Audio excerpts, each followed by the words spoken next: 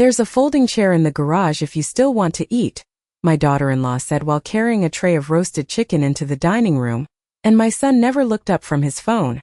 I stood there for a moment holding the apple pie I had spent 3 hours baking that morning, still warm beneath the dish towel wrapped around my hands. The smell of barbecue sauce and baked beans drifted through the house while laughter echoed from the dining room, sharp and bright like I wasn't even standing there. Vanessa brushed past me without another word, her perfume lingering behind her as casually as the humiliation she had just handed me. Daniel sat at the head of the table wearing the blue polo shirt I bought him last Christmas, smiling at his coworkers and neighbors like nothing unusual had happened. Not once did he turn toward me.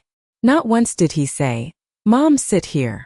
I swallowed the tightness rising in my throat and forced myself to smile because at 68 years old, dignity sometimes means pretending your heart didn't just crack open in front of strangers. "I'm fine out there," I said softly, even though no one had asked. The garage smelled faintly of detergent and motor oil. Vanessa had unfolded an old camping chair beside the washing machine, as if she were setting up a place for a delivery driver instead of her husband's mother. A single paper plate sat on a plastic storage bin beside a warm bottle of water. Through the small door connecting the garage to the kitchen, I could hear forks scraping plates and glasses clinking together while country music played softly from the speaker system Daniel installed last year. I helped pay for those speakers. I helped pay for almost everything in that house. I lowered myself carefully into the folding chair, my knees aching from the drive across town. The concrete floor beneath my shoes still held the heat from the July afternoon. Outside, children splashed in the pool while adults laughed beneath string lights hanging over the patio. It looked like one of those perfect suburban family gatherings people post online with captions about gratitude and blessings. I stared down at my plate. Cold potato salad. A hamburger already going soggy from the sauce. My chest tightened again, but I focused instead on the framed family photo hanging on the garage wall beside Daniel's tool cabinet. It had been taken just 3 months earlier during Easter brunch. Vanessa stood in the center beside Daniel and the children, everyone smiling beneath the blooming cherry tree in their backyard. I remembered that day clearly because I was the one holding the camera before Vanessa's sister offered to take the picture instead. Looking at the frame now, I realized something that made my stomach sink lower than the humiliation already sitting there beside me. There wasn't a single photo of me anywhere in the house anymore. I stayed in the garage long after everyone else moved inside for dessert because I could not trust my face enough to sit near them anymore. The sounds coming from the dining room rose and fell in warm waves of laughter, while I picked at the soggy hamburger resting on my lap. Every now and then the door swung open and a burst of cold air from the kitchen brushed against my skin before shutting me back into silence again. Nobody noticed I was missing. Or maybe they did and simply did not care enough to say anything. That thought settled heavier in my chest than the July heat pressing through the garage walls. I looked toward Daniel's black SUV parked beside the shelves of storage bins and paint cans. 2 years ago, that vehicle almost got repossessed after Daniel lost a major sales contract. I still remembered the way his voice shook over the phone that night. "Mom, I just need a little help until things stabilize." A little help turned into $28,000 from my retirement savings. I told myself it was what mothers did. My late husband used to warn me about that. Harold had a calm way of saying difficult truths. "You keep rescuing people from consequences, Evelyn, and one day they will stop seeing it as love." Back then I thought he sounded cynical. Harold believed people should stand on their own feet whenever possible. I believed families should never let each other drown. After he passed away 5 years ago, I leaned even harder into helping Daniel because grief made me terrified of losing what little family I had left. When Daniel and Vanessa fell behind on mortgage payments, I refinanced my own home to help them catch up. When Vanessa wanted to remodel the kitchen, I paid for the granite countertops because she said the children deserved a beautiful home to grow up in. Last Christmas, Daniel hugged me with tears in his eyes after I covered their overdue property taxes. "I do not know what we would do without you, Mom," he whispered. Sitting there beside the washing machine, I realized something painful. People often say gratitude quietly at first. Then eventually they stop saying it at all. The garage door rattled suddenly as someone stepped inside. I looked up expecting Daniel, maybe finally coming to apologize or at least ask if I needed anything. Instead it was my 8-year-old grandson, Mason, still wearing ketchup stains on the front of his shirt. He held a folded blanket in his small hands. "Mom said you might be cold out here later," he said softly. I forced a smile and took the blanket from him. "Thank you, sweetheart." Mason lingered near the doorway, shifting nervously from one sneaker to the other before glancing back toward the house. "Grandma," he asked quietly, "why do you always eat out here now?"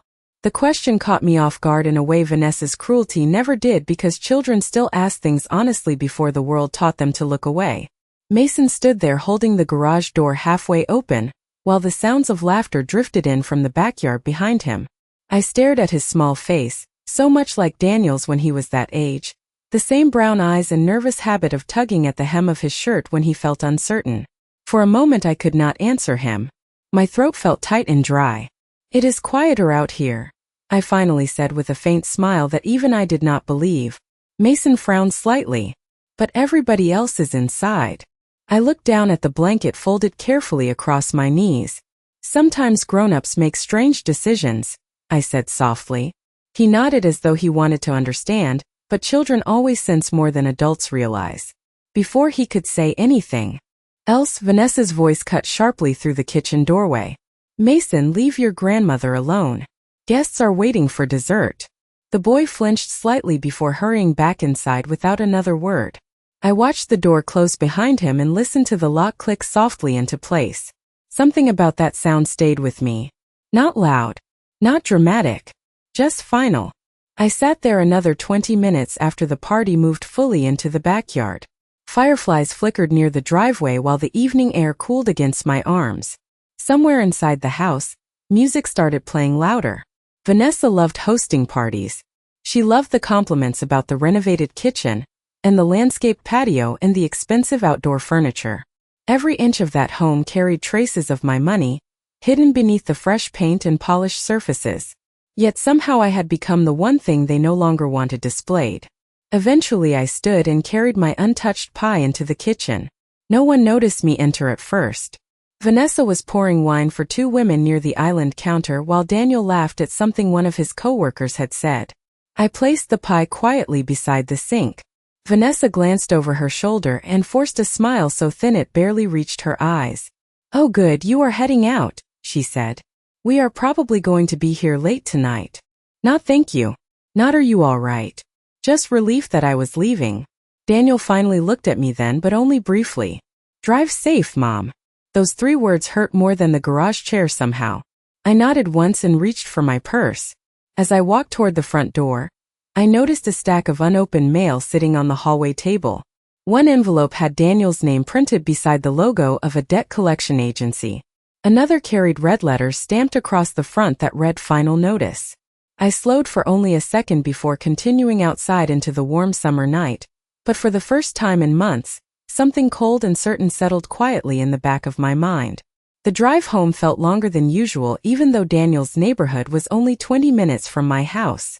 The streets blurred past beneath the glow of streetlights while Mason's question echoed quietly in my mind. "Why do you always eat out here now?" Children notice patterns adults pretended not to see. By the time I pulled into my driveway, the ache in my chest had settled into something calmer. Not peace, something colder than that. My little brick house sat silent beneath the porch light Harold installed nearly 30 years ago. He used to joke that he wanted me to always see my way home clearly, even during storms. I stood in the kitchen for a long time after coming inside, still holding my purse over my shoulder while the refrigerator hummed softly in the background. The house smelled faintly of lemon polish and old books. Safe. Familiar. Mine. I looked around slowly at the life Harold and I built together piece by piece over 4 decades. The oak dining table where Daniel used to do homework after school. The hallway marked with tiny pencil lines measuring his height year after year. The antique clock Harold restored by hand during the winter before he retired. Suddenly I understood something painful. Daniel and Vanessa looked at houses differently than Harold and I did. To us a home was memory. To them it was equity. I set my purse down and poured myself a cup of tea even though it was almost midnight. My hands moved automatically through the familiar routine while my thoughts stayed fixed on the envelopes I had seen stacked near Daniel's front door. Debt collectors. Final notices. Vanessa throwing parties while bills piled up unseen beneath expensive wine bottles and catered food trays. I carried my tea into Harold's old study and sat at his desk. Most of his things were still exactly where he left them 5 years earlier. The leather chair creaked softly as I opened the bottom drawer and pulled out the large blue folder labeled Family Property Documents. Harold believed in keeping every important paper organized. "One day it will save you trouble," he used to say. At the time I rolled my eyes whenever he spent Sunday afternoons sorting receipts and mortgage statements. That night I found myself grateful for every careful label. I opened the folder slowly and began reading through. Documents I had not looked at in years. Mortgage agreements. Refinancing paperwork. Trust documents. My eyes paused on one particular page connected to Daniel's house.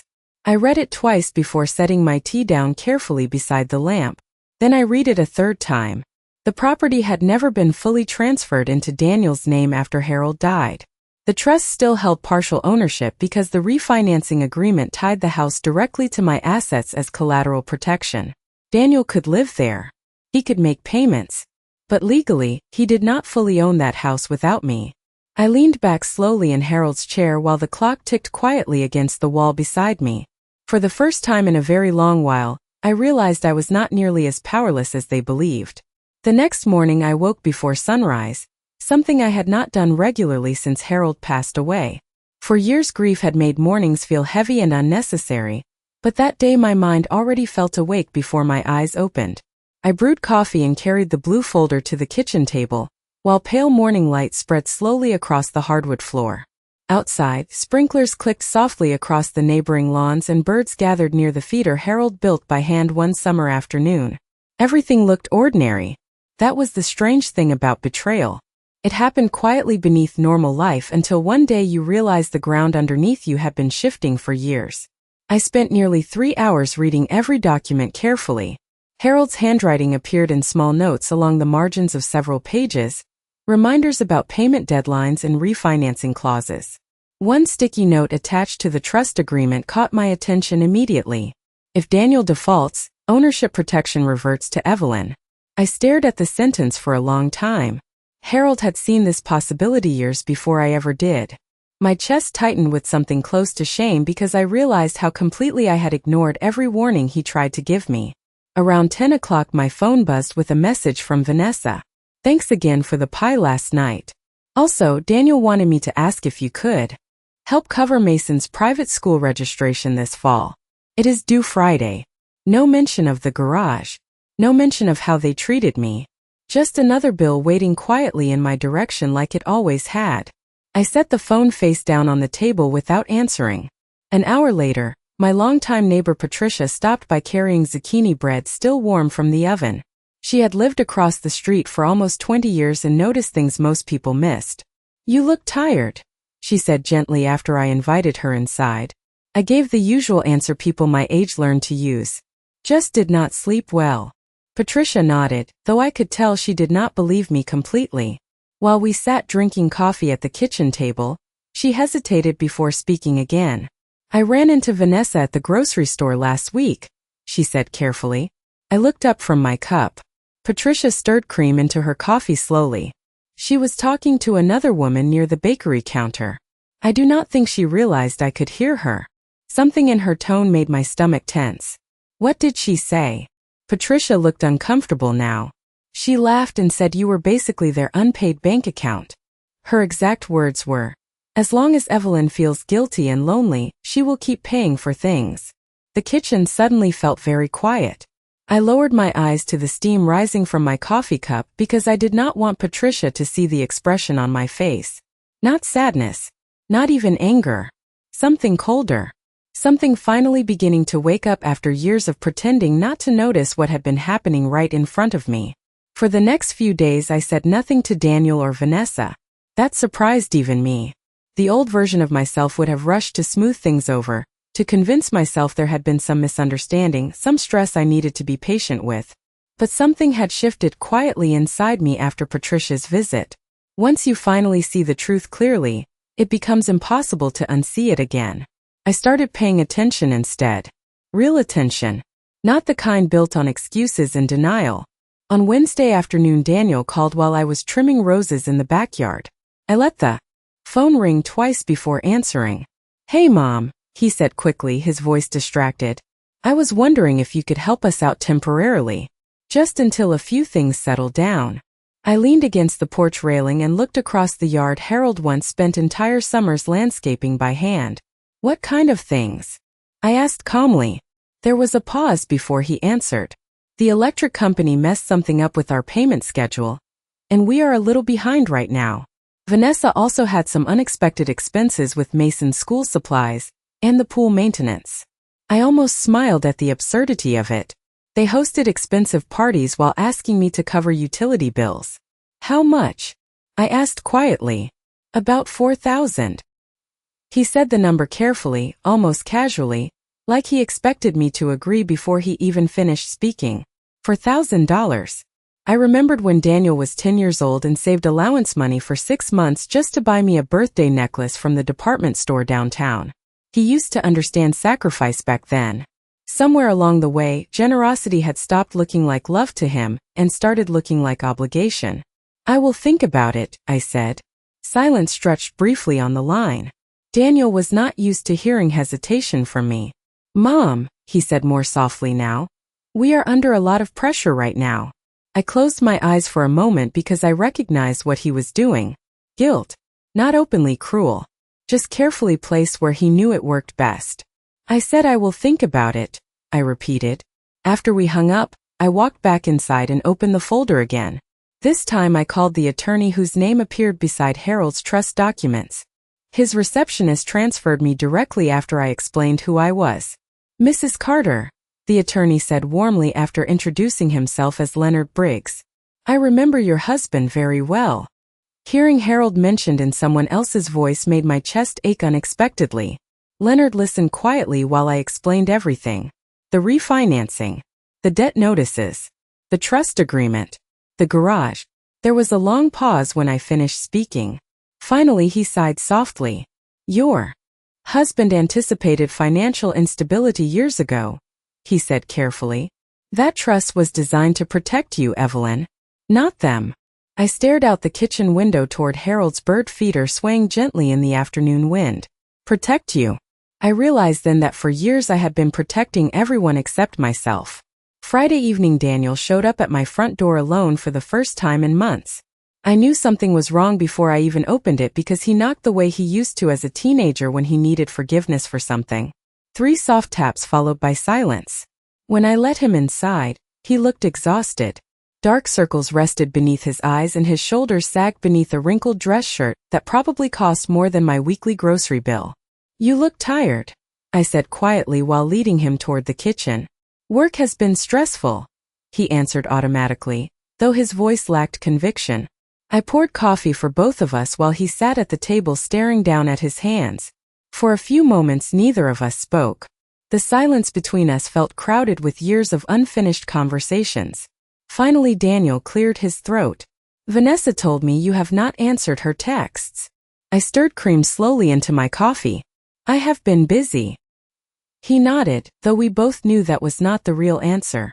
"Mom," he said carefully, "things are a little complicated right now financially." There it was again. Not concern for me. Not regret. Just the slow circling back toward money like always. I sat across from him and waited. Daniel rubbed his forehead before continuing. "The mortgage company has been threatening penalties because of some missed payments. We thought we had more time before things got serious." "Thought we?" The words caught my attention immediately. Harold used to say people revealed themselves most honestly in small phrases they did not realize mattered. "How many payments?" I asked. Daniel hesitated too long. 5. I lowered my cup carefully onto the table. 5 missed mortgage payments while they hosted backyard parties and remodeled bathrooms. My stomach tightened but my voice remained calm. "Does Vanessa know the house is tied to the trust?" His head lifted quickly. The expression on his face told me everything before he even answered. "What trust?" I looked at him for a long moment, studying the boy I once held against my chest during thunderstorms because he was afraid of loud noises. Somewhere over the years fear had changed shape inside him.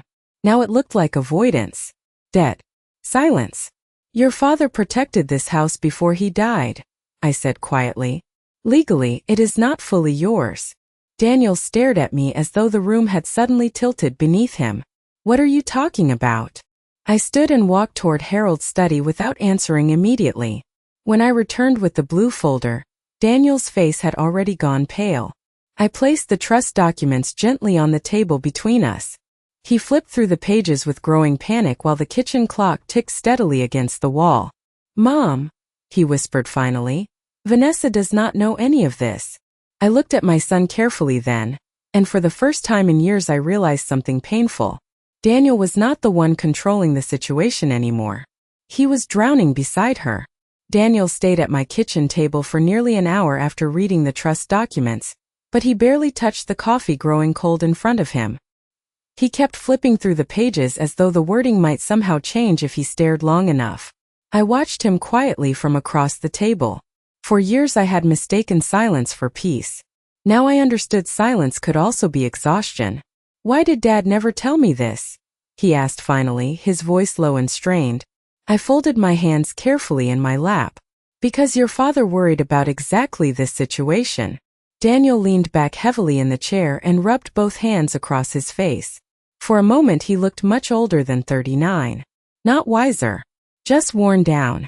Vanessa handles most of the finances now, he admitted quietly. She kept saying things would improve once business picked back up. I remembered the expensive patio furniture, the catered food, the new kitchen appliances Vanessa proudly showed off to guests while unpaid bills piled up behind closed doors. Some people confuse appearance with stability. Harold never did. How bad is it really? I asked softly. Daniel stared down at the papers for several seconds before answering. Worse than you probably think. His voice cracked slightly on the last word. We took out additional loans against future commissions. Credit cards too. The house expenses kept growing, and every time I tried to slow down spending, Vanessa said appearances mattered because of my clients. I closed my eyes briefly. Appearances. That single word explained so much. The parties. The designer clothes. The endless upgrades. Everything polished on the outside while the foundation underneath quietly cracked apart. And the garage? I asked before I could stop myself. Daniel looked up sharply. Shame flickered across his face for the first time all evening. Real shame. Mom, he said weakly. Vanessa did not mean for it to seem. She put me beside a washing machine while strangers ate at the dining table, I interrupted gently. My voice remained calm, but the truth of the sentence filled the kitchen like cold air. Daniel lowered his eyes immediately. Neither of us spoke for a long moment after that. Finally he whispered, I should have said something. I studied my son carefully then. The problem was not that he hated me. In some ways that would have been easier to understand. The problem was weakness. Daniel had spent so long trying to avoid conflict that he slowly allowed disrespect to become normal. One compromise at a time. One silence at a time. Until his own mother ended up eating dinner in a garage while he looked the other way. Outside the kitchen window, rain had started falling softly across the backyard. Daniel gathered the documents carefully before sliding them back toward me across the table. What happens now? He asked quietly. I looked down at Harold's handwriting on the corner of the folder before answering. That depends on whether your family still remembers how to treat people with dignity. 3 days later Vanessa invited me to another family dinner as though nothing had happened. Her text arrived at noon sharp with a smiling emoji at the end. Sunday dinner at 6. The kids miss you. For a long moment I stared at the message while sunlight spilled across my kitchen counter. Funny how people suddenly remembered your importance when bills started threatening their comfort. Still I replied that I would come. At exactly 6 o'clock I pulled into their driveway carrying a casserole dish Harold used to love every Thanksgiving. The house looked perfect from the outside as always. Fresh flowers near the porch. Soft music drifting through open windows. Warm golden light spilling across the front lawn. Appearances. Daniel opened the door before I knocked. He looked relieved to see me but nervous too. His eyes kept shifting toward the kitchen where Vanessa's voice floated through the house directing the children to set the table.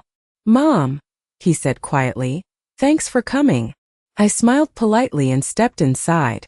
The smell of garlic bread and roasted chicken filled the air while guests laughed in the dining room. Vanessa appeared moments later wearing a cream-colored sweater, and the same bright smile she used whenever outsiders were watching. "Evelyn," she said warmly, kissing the air beside my cheek. "I am so glad you made it." "Not Mom. Never Mom anymore." I handed her the casserole dish and noticed the quick glance she exchanged with Daniel. Something tense passed silently between them. During dinner I noticed small changes immediately. This time there was a place setting waiting for me at the dining table, right beside Mason. "No folding chair. No garage." Vanessa kept asking if I needed anything while Daniel refilled my water glass twice without being asked. The performance would have impressed me if I had not finally learned to recognize one. Across the table, Vanessa's sister chatted cheerfully about vacation plans while Mason showed me a drawing he made at school. To anyone watching, we looked like a perfectly loving family gathered around candlelight and homemade food. But once you see cracks in glass, you can never stop seeing them.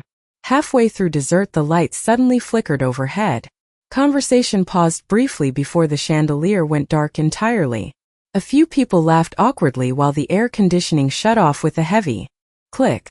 Silence settled across the dining room. Then somewhere deeper in the house an alarm began beeping steadily. Daniel's face drained of color almost instantly. Vanessa stood up quickly. "Probably just the storm," she said too fast. But there was no storm outside. Only clear summer skies. Daniel disappeared toward the hallway while guests exchanged uncomfortable glances around the darkened table. A minute later I heard his voice from the kitchen, low and panicked. "They shut it off." Vanessa rushed after him. Their whispers carried sharply through the quiet house despite their attempts to lower their voices. "You said your mother would handle it." "I thought she would." I sat calmly beside Mason while candlelight from the centerpiece flickered softly across the tablecloth. Nobody looked at me now with casual indifference anymore. For the first time in a very long while, they finally understood exactly who had been holding that house together all along.